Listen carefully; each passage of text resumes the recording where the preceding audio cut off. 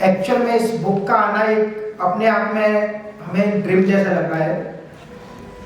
ये 4 साल पहले की बात है जब आशुतोष ने मेरा थोड़ा सा इंटरव्यू लिया था आयुष्मान भारत के अंदर, और जो 2 पेज लिखे थे,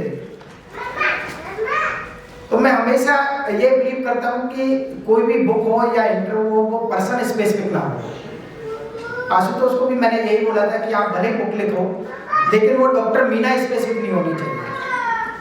उसमें कुछ मैसेज जाए एक समाज को, कुछ मैसेज जाए वहाँ के प्रोफेशनल बॉडीज को, कुछ मैसेज जाए सोशल स्टिग्मा जहाँ पे प्रॉब्लम्स है उसको, तब जाके हम लोग सक्सेस हुए।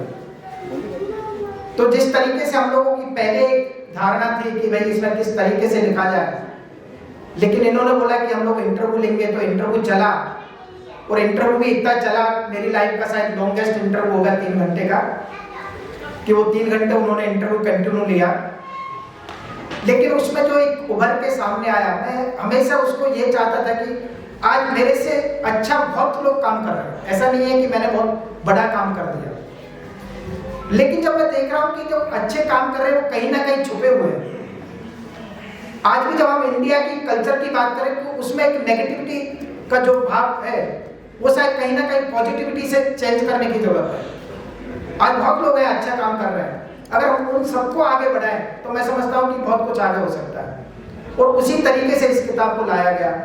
उसमें थोड़ी जो थी स्टार्टिंग में कि बचपन से लेके हम लोगों ने जो फील किया था, और वो मेरे भैया की बीमारी के कारण हुआ हो कि हम वहाँ पे इलाज नहीं करा सके, या माँ की बीमारी के कारण हुआ हो जो कि हम लोग इलाज भी करवाए लेकिन हम बचा नहीं सके, और जिस तरीके से जो सोशल स्टिग्मा हुआ करते थे, तो मैं समझता हूँ कि बच्चे के ऊपर बहुत इम्पैक्ट पड़ता है एक फैमिली का भी, कि जहाँ पे जॉइंट फैमिली हो, एक दूसरे को समझने की ताकत हो।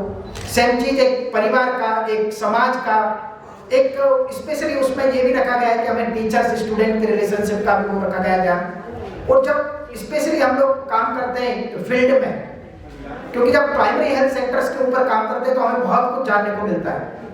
आज मेडिकल कॉलेज में बहुत हवा में रहते हैं डॉक्टर्स तरीके, लेकिन जब प्राइमरी हेल्थ सेंटर्स के ऊपर आते हैं तो वहाँ की जो स्टिग्मा सोशल है, जिसमें हम लोगों ने सांस बहु सम्मेलन को लेके आए, एडोलेसेंट हेल्थ केयर को लेके आए, इंस्टीट्यूशनल डिलीवरी, IMR को कैसे कम किया जाए, MMR को कम कैसे किया जाए, जो हमारी PSCs की जो कंडीशन थी उसको किस तरीके से सुधारा जाए।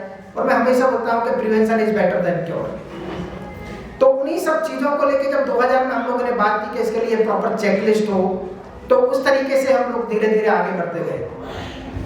जहाँ तक क्वालिटी का सवाल है, लोग बड़ी बड़ी डेफिनेशंस देते हैं, तो बट मेरा बहुत सिंपल डेफिनेशन है कि जो आपको चाहिए वो दूसरों को दो, that means quality, nothing more than this. Because अगर मैं पेशेंट तरीके हूँ तो मेरी एक्सपेक्टेशंस क्या है? अगर मैं कोई भी क्वालिटी की डेफिनेशंस देखूँ तो सिंपल एक ही है, जो आपको चाहिए वो दूसरों को दो, that means quality. Second important चीज जो होती है कि क्वालिटी कभी किसी के प्रेशर से नहीं आती, क्वालिटी हमेशा दिल से आती है। आपको रियल में दिल से काम करने की जरूरत है। वो दिल से इसलिए काम करने की जरूरत है क्योंकि मेडिकल प्रोफेशनल में एक भी एरर किसी की जिंदगी और मौत का कारण बन सकता है, और कहीं ऐसा ना हो कि ये एक एरर कहीं अपनी फैमिली या अपने रिलेटिव्स के लिए हो। और इसीलिए क्वालिटी हमेशा दिल से आती है। दुनिया में कहते हैं कि 2 दिल अच्छे मिलते हैं तो पूरी दुनिया अच्छी चलती है, सिर्फ यहाँ दिल लगाने की जरूरत है। और इसीलिए मैसेज भी है हमारी, जो बचपन से ही दिल लगा बैठे हमारे, वो बात दूसरी है कि बहुत जल्दी हम लोग दिल लगा बैठे, इसलिए काफी अच्छी जिंदगी चल रही है। बट हमेशा मैं यही बोल रहा हूँ कि दिल लगा के अगर काम करोगे